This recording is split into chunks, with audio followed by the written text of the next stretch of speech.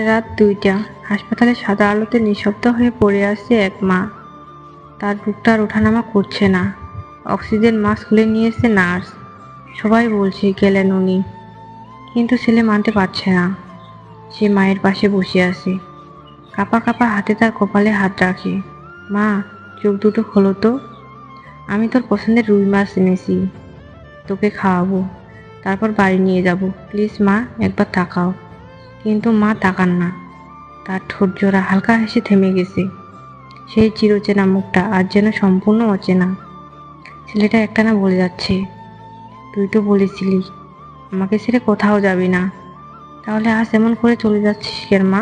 বাইরে হাসপাতালে ঘড়িটা টিকটিক করে চলছে, আর একটা সন্তানের বুকের ভেতর ঝড় বয়ে যাচ্ছে। চোখের জল পড়ছে, কিন্তু মায়ের হাতটা আর নড়ছে না।